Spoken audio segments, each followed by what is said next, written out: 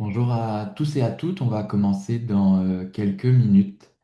Euh, si ça vous tente, on vous proposerait d'écrire dans le clavardage de là où vous êtes situé, donc que ce soit au Québec, au Canada ou ailleurs dans le monde. Si vous voulez indiquer de là où vous provenez, ça nous fera plaisir pour un peu plus vous connaître.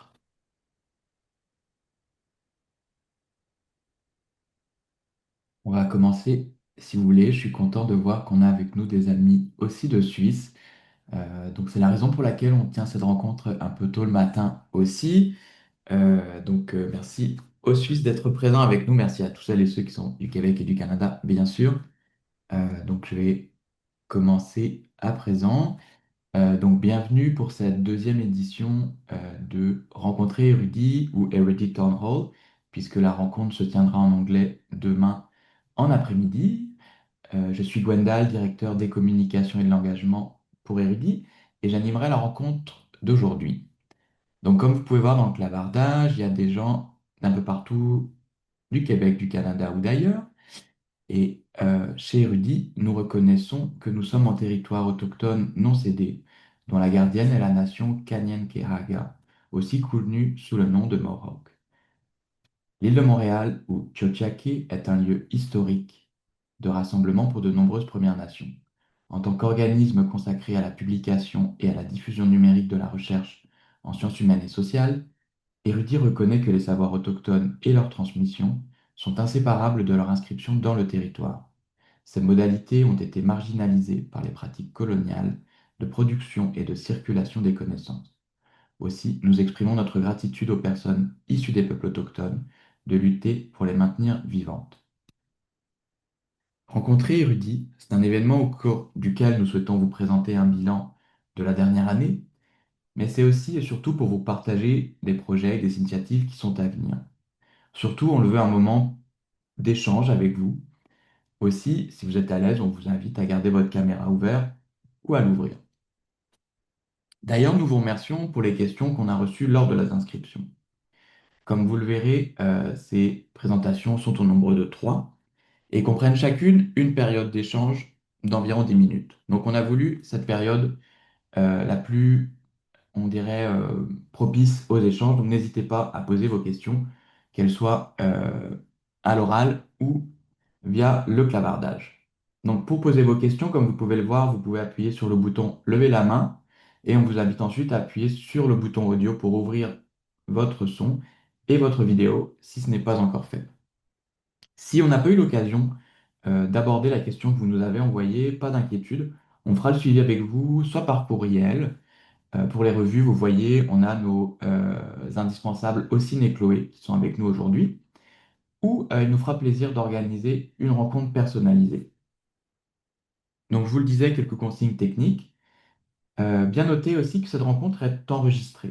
Donc, cette rencontre est enregistrée et sera diffusée par la suite de façon publique. Donc, c'est tout pour moi. Je vous souhaite une bonne rencontre et je passe maintenant la parole à Élise Bergeron, directrice adjointe d'Érudit. Bonjour, merci Gwendal. Je suis très heureuse de participer à ce deuxième rencontré érudit et particulièrement fière de vous présenter les réalisations de la dernière année. C'est un peu l'occasion de revenir sans le faire de manière exhaustive et avec un peu de décalage sur notre rapport annuel 2024-2025 que vous pouvez consulter dans la section à propos sur érudit.org. Mais d'abord, certains d'entre vous sont peut-être ici pour la première fois et découvrent Érudit. Alors, voici quelques infos Érudit 101. Donc, Érudit, c'est une infrastructure de recherche numérique pan-canadienne dédiée à la diffusion des connaissances. Au départ, Érudit est né pour accompagner le passage des revues québécoises du format papier vers le format numérique. La plateforme érudit.org est certainement la composante la plus visible et la plus connue des usagers qui l'utilisent pour leur recherche et pour s'informer. Mais Érudit, c'est aussi beaucoup plus, beaucoup de travail qui est fait derrière la plateforme par toute une équipe. Cette équipe, c'est une équipe fantastique de 45 personnes aux expertises variées. Vous en rencontrerez certains et certaines aujourd'hui. Comme vous le constatez, l'équipe a beaucoup grandi ces dernières années. Parmi les faits saillants de la dernière année d'ailleurs, nous avons déménagé les bureaux au Centre de l'innovation de l'UDM, le CIUM, où nous côtoyons maintenant nos collègues du réseau CIRCE, du PEBUC, d'Ivado et plusieurs autres. Je voulais aussi souligner l'important travail de restructuration organisationnelle qui a aussi été fait dans la dernière année. Nous avons voulu rendre l'organisation du travail plus efficace, aussi plus fluide. Nous avons entre autres créé un comité de direction composé des directeurs et directrices de nos 6 équipes que je vous nomme. Donc, l'équipe des services de publication numérique, donc l'équipe qui s'occupe des relations aux revues, l'équipe stratégie et partenariat, développement scientifique et innovation, ce sont les TI, non, pardon, l'équipe qui travaille davantage sur la recherche, l'infrastructure technologique, l'équipe des TI, l'équipe de communication et engagement qui a entre autres organisé cet événement aujourd'hui et l'équipe finance et administration. Je vous invite d'ailleurs à visiter la nouvelle page qui présente l'équipe d'érudits où vous pouvez voir les beaux sourires qui caractérisent si bien les membres de notre équipe. Toutes ces personnes travaillent donc à vous offrir nos services qui permettent de rendre vos articles découvrables aux lecteurs, aux chercheurs, aux chercheuses du monde entier. Quelques données rapides sur Érudit. Vous pouvez voir ici l'évolution du corpus qui a atteint en 2024 259 000 articles. Ces articles sont publiés par près de 400 revues savantes et culturelles, dont 99% sont diffusés en libre accès.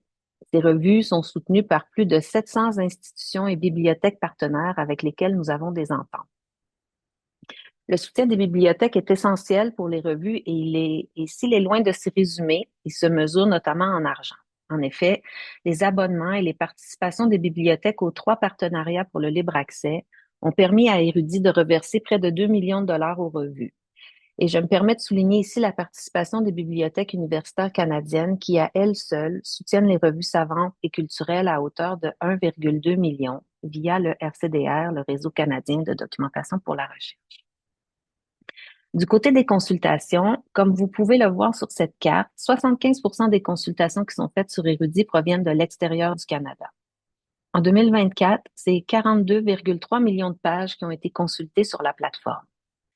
Depuis plusieurs années, nous fournissons aux bibliothèques les statistiques de consultation conformément à la norme Counter, un standard international qui encadre la production et la présentation des statistiques d'usage des ressources numériques. C'est une façon pour nous d'avoir des données statistiques fiables et comparables entre elles. Plus récemment, nous avons commencé à fournir ces mêmes données Counter aux revues de manière, disons, manuelle. Nous avons fourni à plusieurs revues leurs statistiques Counter dans le cadre de leur demande de financement au FRQ et au CRSH, par exemple. Nous travaillons maintenant à pouvoir les rendre disponibles en tout temps pour les revues sur leur espace dans leur tableau de bord. Érudit, c'est aussi des partenariats forts comme Coalition Publica, une initiative qui a été mise en place avec nos collègues du Public Knowledge Project, PKP, qui sont affiliés à la Simon Fraser University en Colombie-Britannique. Coalition Publica, c'est un partenariat qui vise à faire progresser la diffusion de la recherche et l'édition savante numérique canadienne. C'est aussi une infrastructure nationale ouverte, non commerciale, qui combine la flexibilité décentralisée d'Open Journal System, OJS pour les intimes, et la portée centralisée d'érudit.org. Tout ça afin d'accroître la visibilité et la découvrabilité des travaux de recherche de qualité réalisés au Canada. Nous créons des ressources pour aider les responsables de revues à adhérer aux meilleures pratiques en matière de publication en libre accès Diamant. Nous faisons aussi des activités pour la communauté, comme celles qui ont été organisées, par exemple le symposium des revues savantes organisé en partenariat avec la Fédération des sciences humaines en 2024. Coalition Publica, c'est également un programme de bourse cette année. La nouvelle édition de la bourse concerne les éditeurs étudiants et les éditrices étudiantes qui est fait en collaboration avec le Forum des revues étudiantes. Toutes ces infos, beaucoup et beaucoup plus, se retrouvent sur le nouveau site web qui est en ligne depuis la semaine dernière, que je vous invite à visiter et dont vous voyez ici le nouveau visuel. Une autre collaboration importante d'Érudit est avec le réseau CIRCE. Érudit est devenu le pôle plateforme du réseau CIRCE, le réseau québécois de recherche et de mutualisation pour les revues scientifiques, créé en juin 2024. Cette initiative structurante pour l'écosystème québécois a été mise en place pour accompagner les revues francophones dans leur passage au libre accès. Le réseau, c'est donc la mise en commun de 4 pôles, revues, bibliothèques, plateformes et recherche, qui font ensemble et aussi individuellement un travail autour de différents axes tels des partenariats, la mise en commun de ressources ou encore un travail de valorisation des revues savantes québécoises. À titre d'exemple d'initiatives collaboratives, les pôles plateforme et bibliothèque, qui est piloté par le PBUC, ont travaillé sur une feuille de route, un outil qui vient soutenir les revues qui souhaitent répondre aux exigences du FRQ en matière de libre accès diamant. Cette feuille de route a d'ailleurs été adaptée par Coalition Publica pour aider les revues qui ont déposé une demande auprès du CRSH récemment. Le site web du réseau rassemble également plusieurs ressources très utiles pour les revues, notamment des enregistrements de webinaires. Enfin, le contexte géopolitique qui amène de nombreux défis quand on parle d'accès aux publications savantes. Euh, et dans ce sens, Érudit persiste et signe son engagement pour la science ouverte de plusieurs manières. Mes collègues vous présenteront bientôt des exemples particulièrement pertinents. Et nous avons aussi posé des gestes concrets qui viennent appuyer cet engagement. Au Canada, Érudit et PKP, ensemble, en tant que coalition Publica, ont conjointement signé et diffusé un énoncé pour le libre accès Diamant. Cet énoncé rappelle que la grande majorité des revues savantes canadiennes en libre accès suivent le modèle Diamant. Il invite également l'ensemble de l'écosystème de la recherche à affirmer son soutien envers cette vision transformatrice de la publication savante. À l'international, Érudit a signé la Déclaration de Barcelone sur l'ouverture des informations sur la recherche. Publiée au printemps 2024, cette déclaration s'inscrit dans une lignée d'initiatives en faveur de pratiques de documentation, de suivi et d'évaluation de la recherche en accord avec les besoins de la communauté. En tant que plateforme de diffusion, Érudit produit et partage une grande quantité d'informations sur les publications scientifiques. En signant cette déclaration, nous réaffirmons notre lutte contre la mainmise des acteurs commerciaux sur la circulation et l'évaluation des travaux de recherche.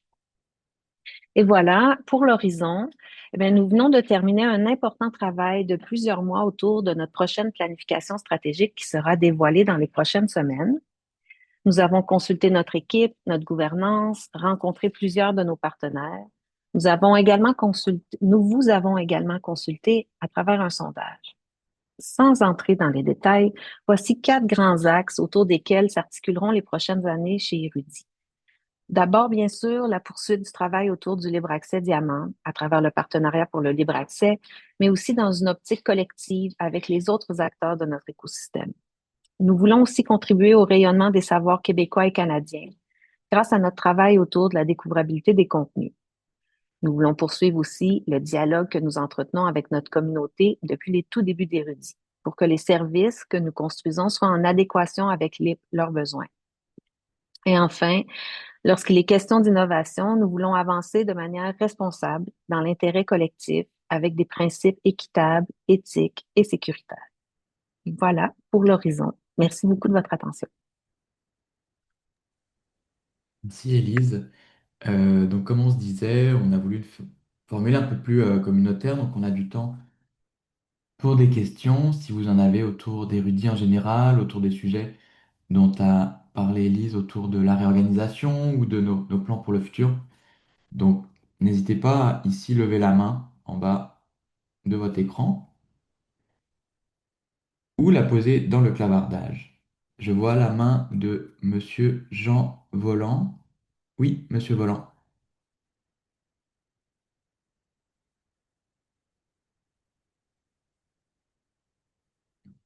Donc, je pense qu'il y a un souci avec votre micro, Monsieur Volant. Donc, si vous laissez de le réactiver, sinon, posez votre question dans le clavardage.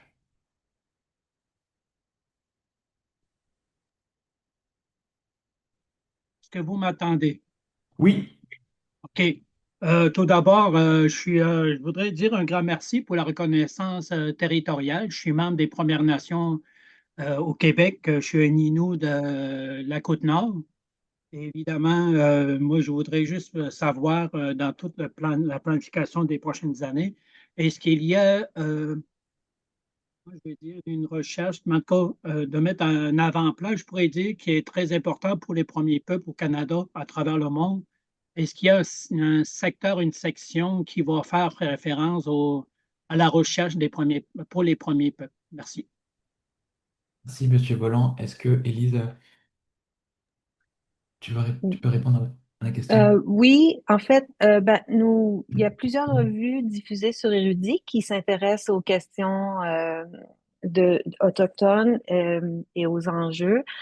Nous, à l'interne, alors c'est ça, on a travaillé plus récemment, on a un comité EDI qui s'intéresse aussi aux questions. On essaie de le faire de manière, je dirais, en accord donc avec les besoins des peuples autochtones. Et donc, on n'est pas personne dans l'équipe des grands spécialistes non plus. Donc, on le fait, je dirais, petit à petit, en travaillant avec des groupes, en s'y intéressant, en étudiant, en comprenant un peu mieux. On a travaillé fort, on a pris notre temps pour faire cette déclaration territoriale que vous avez entendue pour la faire le plus de manière la plus sincère possible. Donc, je vous dirais qu'on y va petit à petit et dans le plus possible de la bonne manière, en fait, de meilleure manière possible. Merci Merci, Élise. beaucoup. Juste pour enchérir cette réponse-ci, je m'excuse si je prends votre temps à ce temps-là. Vous savez, vous écoutez beaucoup les nouvelles à travers le monde concernant les premiers peuples. Il y a beaucoup de mémoires et de recherches qui sont faites à travers les universités. Quand je parlais de lien avec les premiers peuples, y a-t-il quelqu'un dans vos équipes qui pourrait faire une recherche pour faire ce que j'ai trouvé beaucoup de documents sur les premiers peuples à Érudite. OK? Moi, je suis présentement une personne qui est engagée par le Conseil des Abénaquis d'Odanak pour développer des outils. J'ai une maîtrise en sciences de l'éducation, évidemment, mais j'ai trouvé beaucoup de documents qui ont été déposés à Érudite qui concernent les premiers peuples, autant sur le territoire, mais autant au niveau de la protection des enfants de la DPJ et les familles. Donc, il y a beaucoup de choses qui sont faites, mais ce que je n'ai pas réussi à trouver, s'il y a eu de la littérature ou des dépôts de projets de recherche à travers le monde qui concernent les premiers peuples. C'est juste uniquement justement que moi, ça m'intéresse autant qu'est-ce qui se passe dans l'international qui concerne les premiers peuples. Donc, c'est une des raisons pourquoi que je veux participer à votre rencontre cet après-midi. Je m'excuse d'avoir pris votre temps, mais c'était juste un commentaire. Merci. Merci, Monsieur Voland. C'est vraiment le but de la rencontre, donc merci de participer et de vos questions. Je pense que Tania, directrice générale d'Érudit, donc c'était pour contribuer aussi aux éléments de réponse. Oui, merci beaucoup, Gwendal. Bonjour tout le monde. Vraiment très ravie d'être ici avec vous et de vous voir si nombreux à l'écran. Simplement pour répondre à Monsieur Volant que ces questions nous intéressent beaucoup. Donc, nous commençons à nous activer comme vous avez entendu d'Élise. Donc, merci de cette piste. Si vous le permettez, nous allons entrer en contact avec vous dans les prochains jours pour en savoir davantage et réfléchir à la question.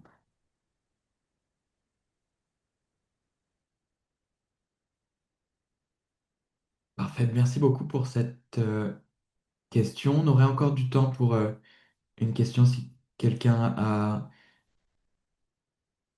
une question ou non pour Élise ou pour l'équipe.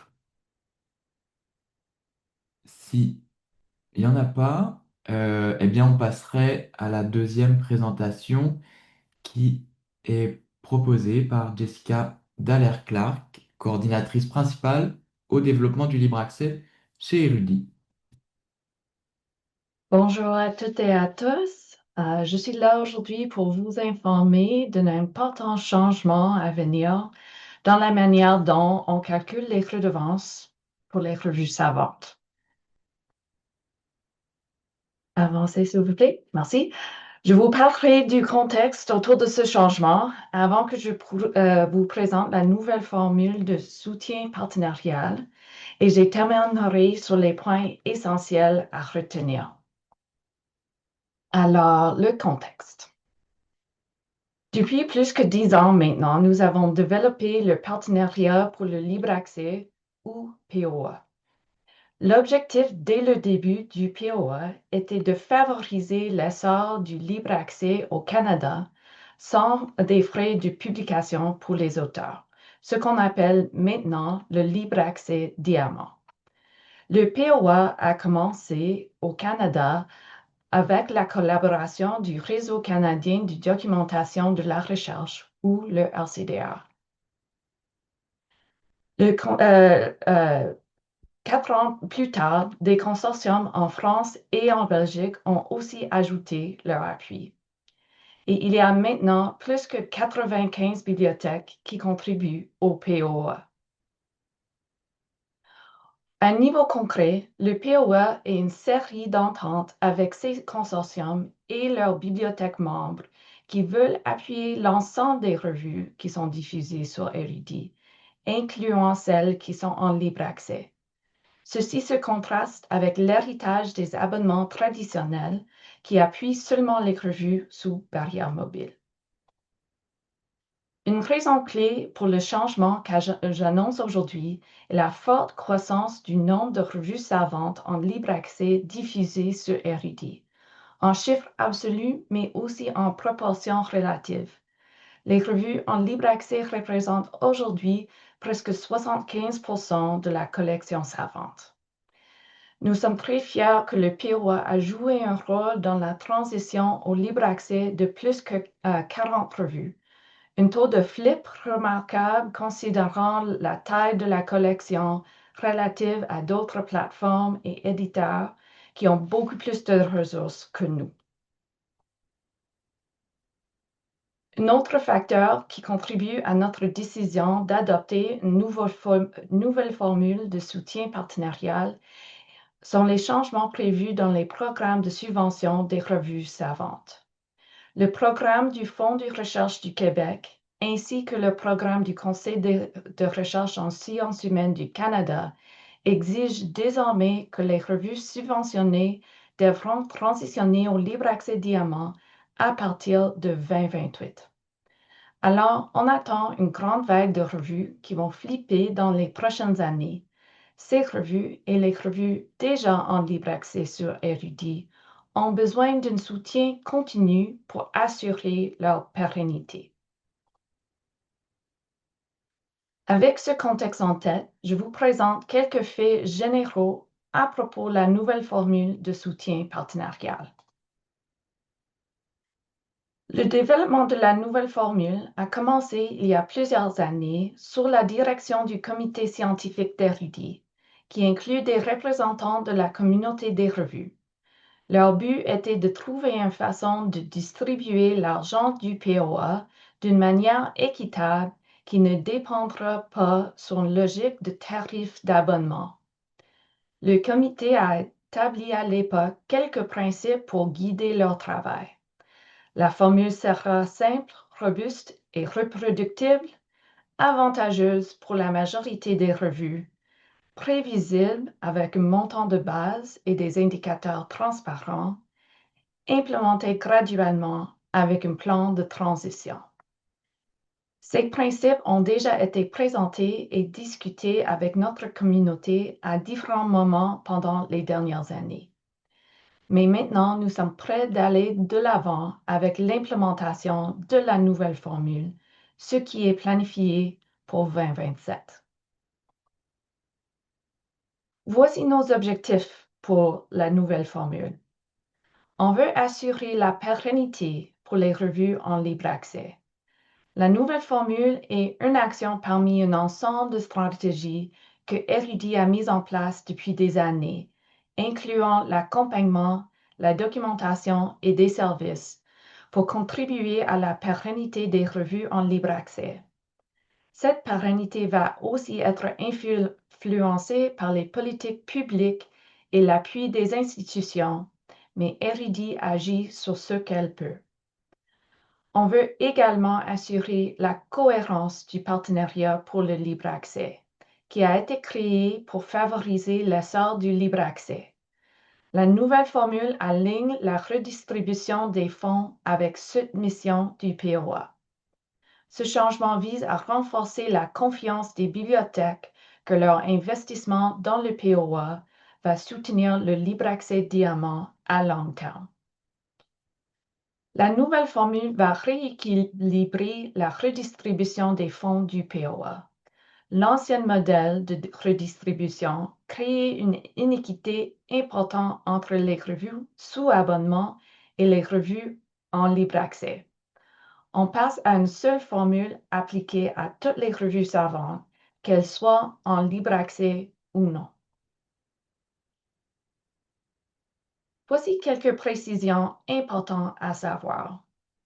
Pour les revues qui sont toujours sous abonnement, la nouvelle formule s'appliquera seulement sur les ententes partenariales et non pas sur les abonnements traditionnels, au titre ou au panier. La nouvelle formule n'obligera pas que les revues sous abonnement passeront au libre accès. La mode de diffusion sur la plateforme Érudit reste la décision de chaque revue. Un plan de transition est prévu pour assurer une implémentation graduelle et prévisible. Et il faut souligner que ce changement s'applique uniquement aux revues savantes. Les revues culturelles ne sont pas concernées. Avancez, s'il vous plaît.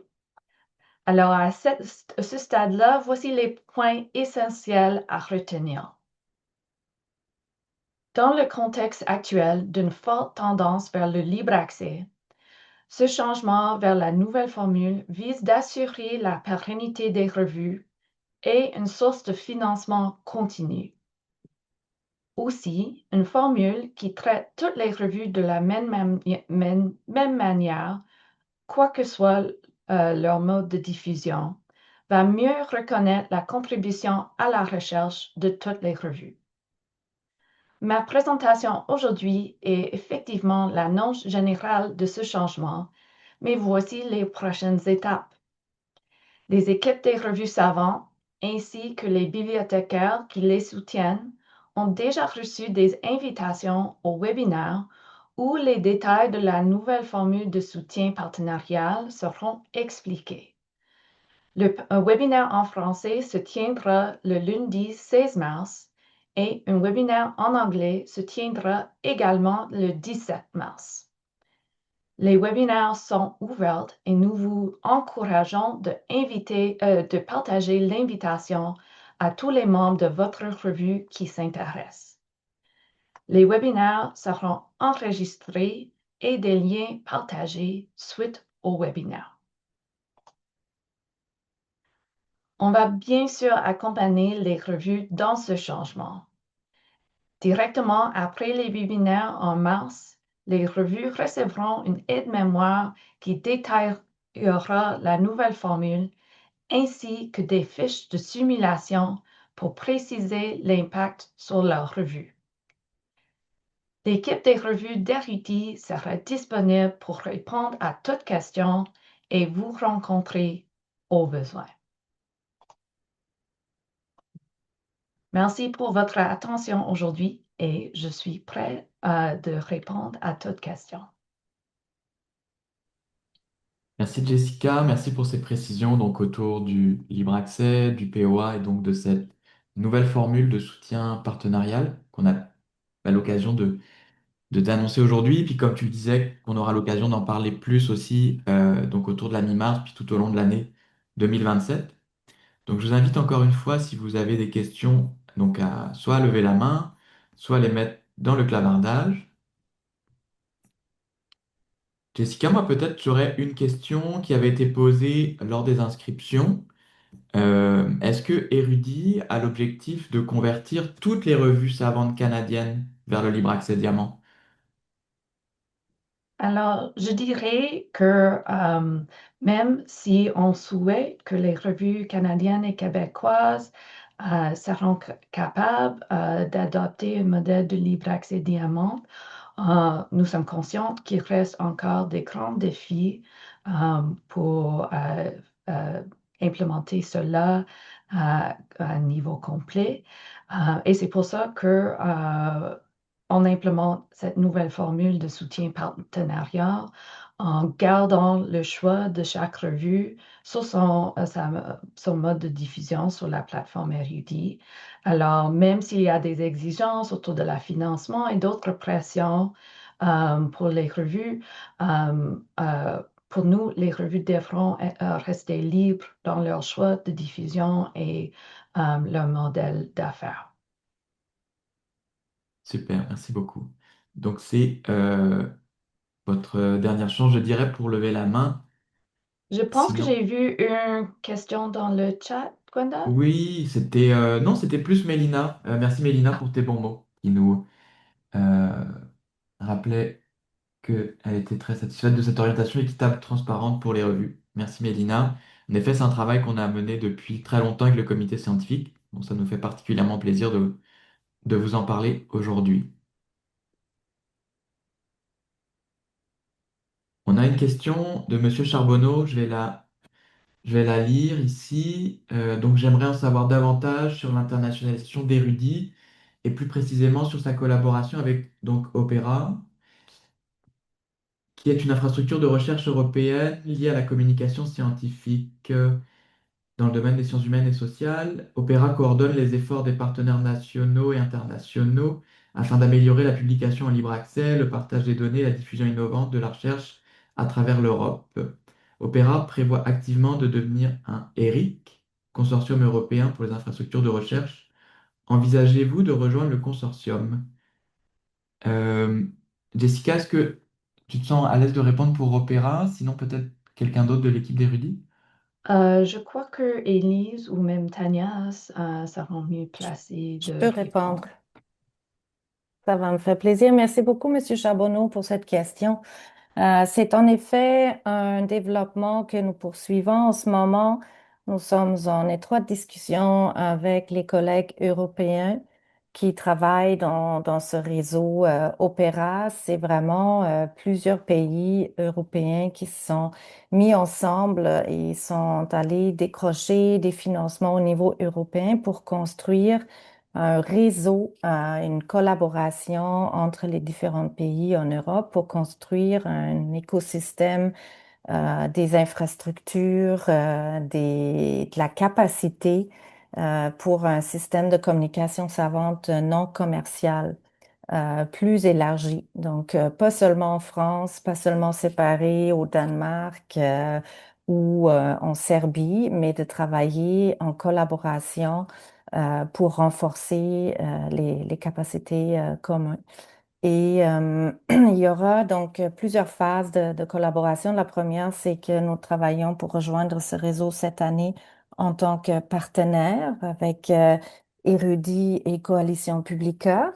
Dès que ce réseau, même en Europe, évoluera vers les prochaines couches de maturité, si vous voulez, en fait, le but, c'est d'établir des collaborations plus étendues au-delà des projets, mais de dire qu'il y a une collaboration entre les pays. Donc, à ce niveau-là, il y a une couche politique autour de cela pour avoir des représentants des gouvernements qui se parlent de ces enjeux d'infrastructures, de soutien à la recherche ouverte, de soutien à des infrastructures en sciences humaines, sociales, etc. Donc, il y a un énorme potentiel pour nous de solidifier la collaboration avec l'Europe, pas seulement à un niveau vraiment d'organisation à organisation, mais à un niveau de réflexion plus stratégique, même dans les relations transatlantiques. Donc, bien hâte de vous en parler probablement l'année prochaine un peu plus de ce projet. Merci beaucoup, Tania. Donc ça conclurait cette période de questions autour du libre accès et ça nous emmènerait donc à la dernière partie de ces présentations, donc présentées par Yves autour de l'intelligence artificielle. Donc Yves Terra, qui est conseiller principal de recherche en intelligence artificielle et expérience numérique chez Erudit. Merci beaucoup pour l'introduction, Gwendal. Pourquoi on parle d'intelligence artificielle aujourd'hui? Je vais demander la diapo suivante. C'est pas vraiment l'éléphant, c'est plus l'éléphant dans la pièce, c'est l'éléphant qui est un peu la pièce, hein. Pour tout le monde, ça traverse pas seulement les plateformes, les universités, les enseignements, ça traverse nos vies personnelles depuis, on va dire, 4 ans, depuis l'introduction de ChatGPT, sa généralisation. C'est vraiment un raz-de-marée technologique auquel on fait face, hein. Ça s'est imposé dans nos vies. Maintenant, quand vous faites une requête sur Google, vous avez un aperçu d'IA. Vos montres connectées sont analysées, les données sont analysées par des systèmes d'intelligence artificielle. Donc c'est vraiment quelque chose qui est entré dans nos vies, qui s'est immiscé et qu'on a bien de la difficulté à éviter. C'est souvent qualifié de révolution, hein. Pour preuve, cet article de Nature, comment Facebook, les données de Twitter, Facebook et d'autres euh, vont être des mines d'or pour révolutionner les sciences sociales. On parle toujours cet adjectif de révolution. Il y a presque une injonction à faire de l'intelligence artificielle. Et ça, c'est vraiment compliqué. Ça donne à chacun aussi une espèce de vision qui lui est propre, avec des peurs, avec aussi des attentes des fois. Mais je dirais dans le dernier point, c'est que on va parler de l'intelligence artificielle, mais particulièrement des grands modèles de langue, parce que c'est ceux qui sont adaptés aux données qu'on a chez Erudit, qui sont des données textuelles. Et ils impressionnent quand même, pour ceux qui en ont fait l'usage, leur capacité à synthétiser, traduire, mettre en relation du contenu. Le but, depuis les années 80, des recherches sur les grands modèles de langue qui ont été faites dans le domaine académique, c'était de pouvoir lire, comprendre au sens algorithmique et pouvoir créer du contenu. Et maintenant, on peut même créer, mettre du lien entre, par exemple, des images, des vidéos, du son. Donc, grâce à ces techniques d'intelligence artificielle, pourquoi on utilise l'intelligence artificielle? Ben, on en revient au point dont Élise a parlé au début, c'est 259 000 articles.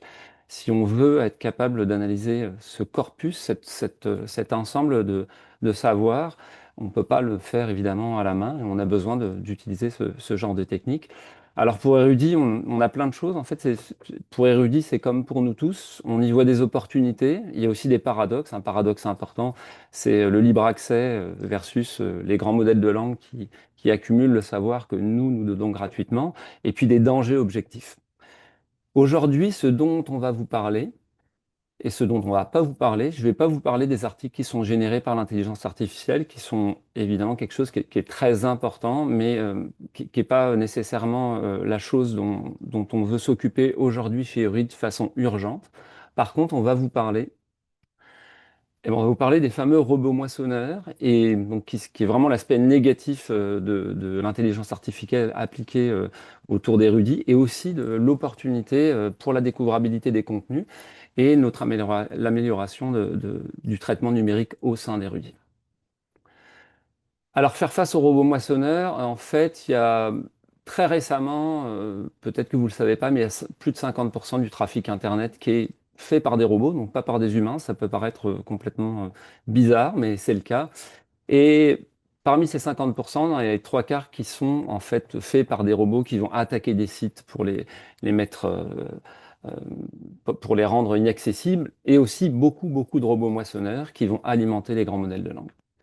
Donc les enjeux pour Érudit sont très clairs, la stabilité de l'infrastructure. Pour l'instant, on n'a pas eu de problème de déni de service sur notre infrastructure.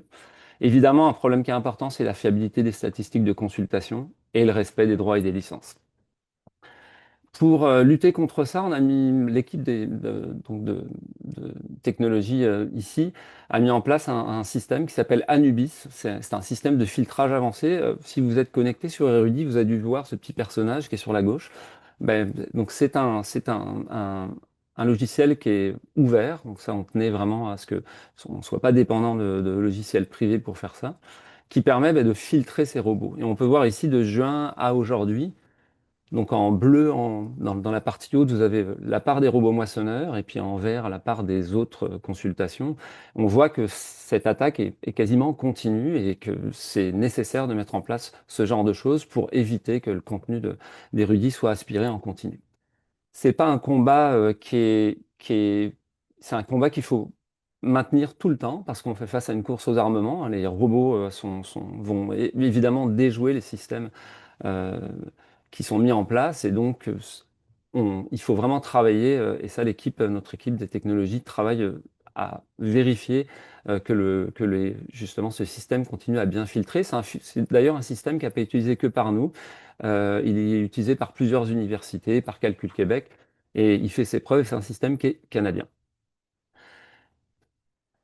Alors maintenant, je vais vous parler d'un aspect plutôt qui est une opportunité, et ce qui serait l'IA donc au service du traitement numérique. Vous savez que chez Érudit, tout se passe par les mains d'une équipe d'experts qui va prendre les articles et qui va extraire les métadonnées, et c'est ce qui fait aussi l'extrême qualité de notre corpus.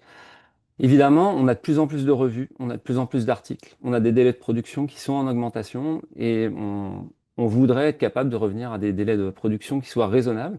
Et on voudrait justement, entre cette soumission d'articles, l'ingestion qui est marquée ici, et la validation par les experts, mettre en place un système d'intelligence artificielle qui permette d'extraire et de proposer à nos experts un certain nombre de métadonnées qui seront de toute façon confirmées par des personnes humaines, hein, c'est human in the loop.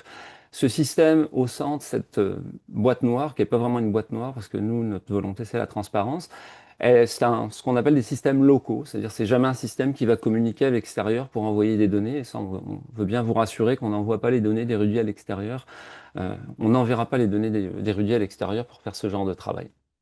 Et ça, c'est quelque chose qu'on explore et qui est évidemment une capacité très importante justement de l'intelligence artificielle, de travailler à travers vraiment une immense pile de textes et extraire ce genre de métadonnées avec des erreurs. Et c'est pour ça qu'on a toujours besoin de nos experts et expertes.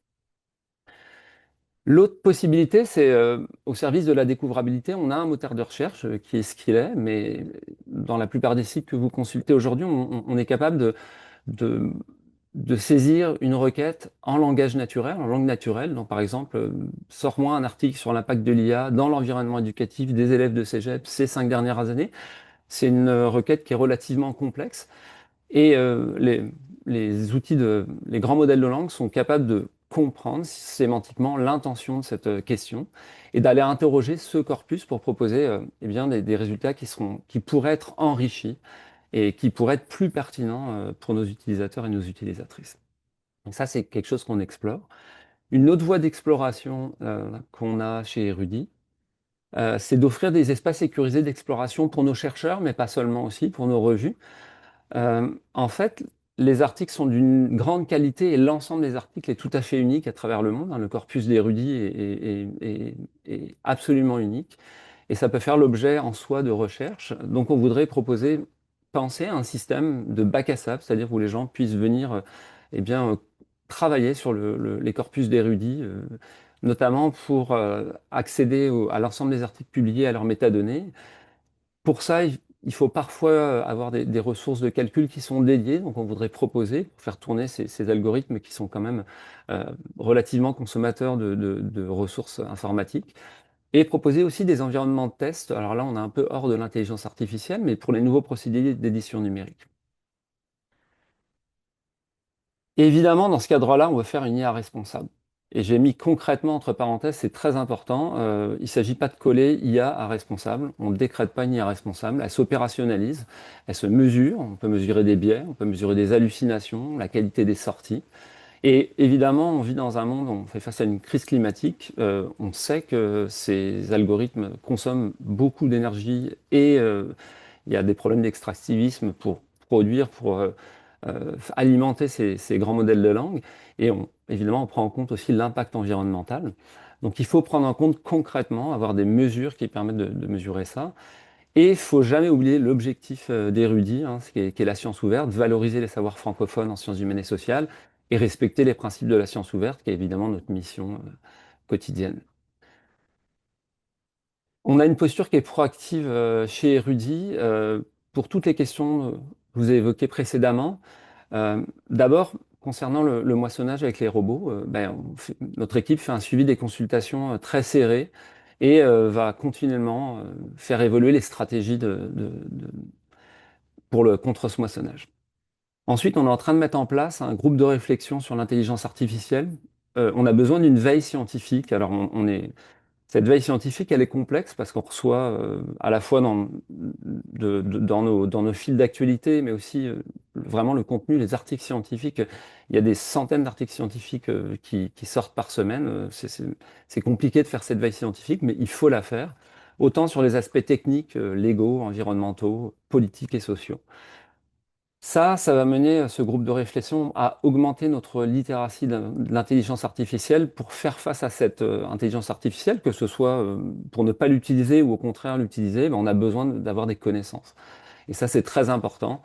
Et puis, il ne faut pas oublier qu'on n'est absolument pas isolé sur cette problématique, hein. Toutes les plateformes similaires à Érudit font face aux mêmes enjeux. D'ailleurs, on a appris que des plateformes françaises avaient utilisé aussi, je crois, récemment Anubis. Et donc, on a besoin aussi de se fédérer probablement à grande échelle pour réfléchir à cette question. Et la conclusion, surtout qu'on voulait vous dire, c'est qu'on est très actif et on veut évidemment comprendre avant d'éventuellement adopter ces systèmes d'intelligence artificielle. Voilà, je vous remercie beaucoup. Si vous avez des questions, n'hésitez pas. Merci Yves, c'était super éclairant comme, comme résumé de tous les enjeux qui touchent une plateforme comme Erudit autour de tous ces enjeux d'intelligence artificielle et de grands langages de modèles. Donc je vous invite à aller consulter le billet que Laurence a partagé autour d'Anubis, puisque ça résume bien tous les enjeux qui sont à la fois techniques, qui sont à la fois aussi opérationnels, pour faire en sorte que Erudit, qui est une plateforme consultée à travers le monde, bah, reste accessible. On le disait 24 heures sur 24, 7 jours sur 7, et accessible pour des humains et non pas pour des robots moissonneurs. Donc, vous pouvez aller consulter le billet disponible dans le clavardage. Est-ce qu'il y a des questions pour Yves déjà? Sinon, Yves, je me proposais de te partager une des questions qui nous avait été envoyée en avance. En la voyant, on s'était dit qu'elle était particulièrement complexe, mais on la partagerait quand même, puisque la question était de savoir est-ce que l'intelligence artificielle a des répercussions sur les initiatives en libre accès?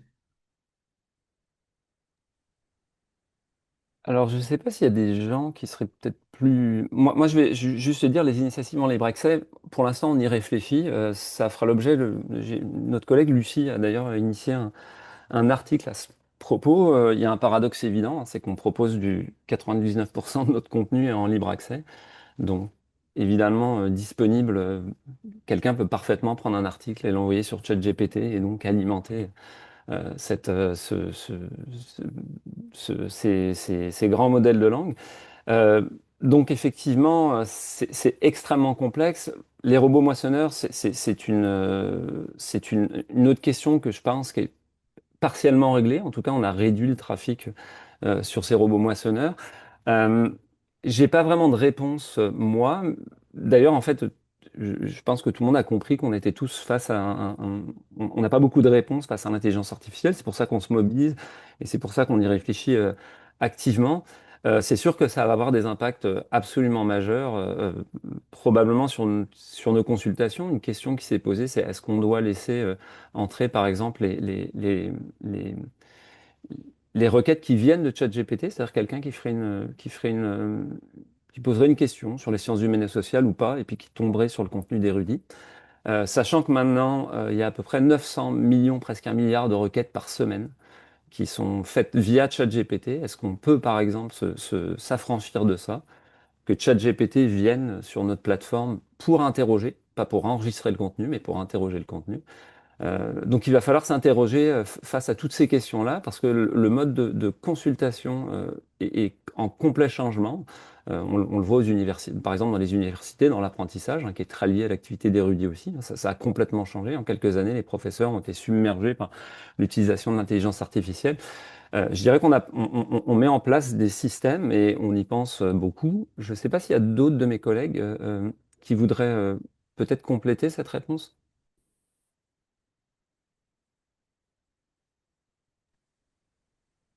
Non.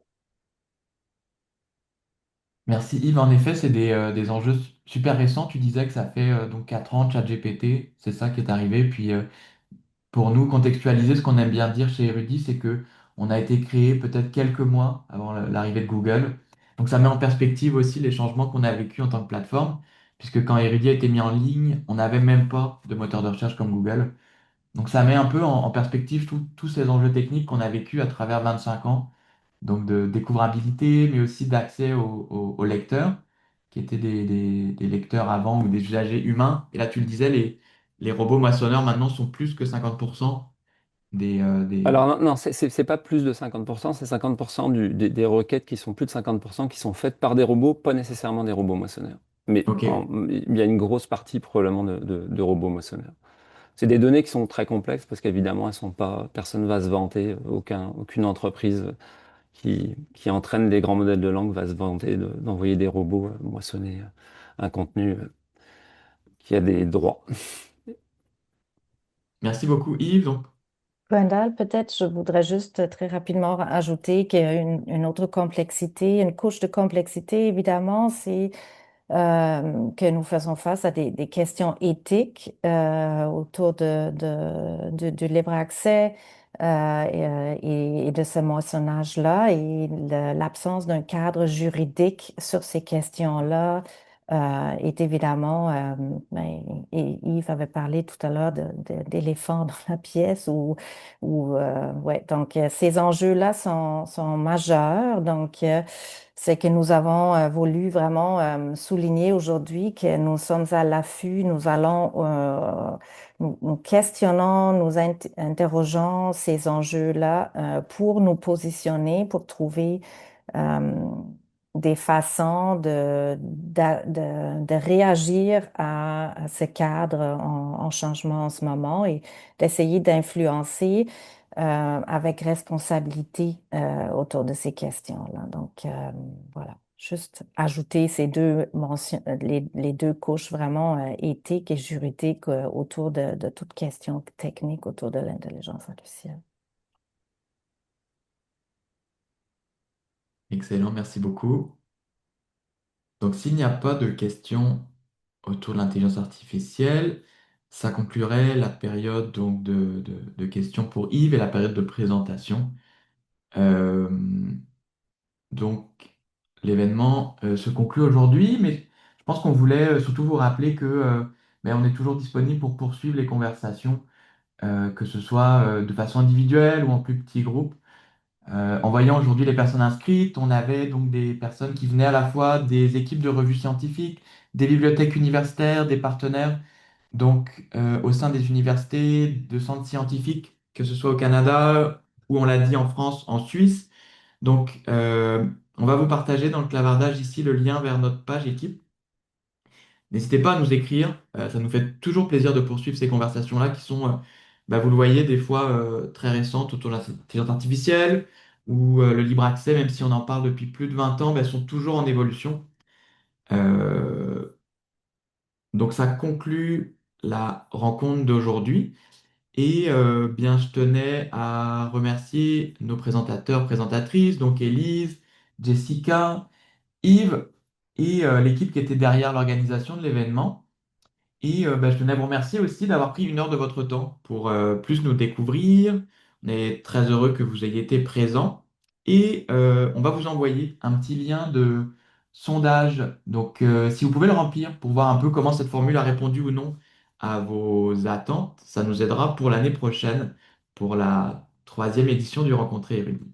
Donc, je vous souhaite une bonne journée et une bonne après-midi pour nos amis européens. Merci beaucoup. Merci, Gwendal. Au revoir. Merci. Merci à tous et toutes. Au revoir.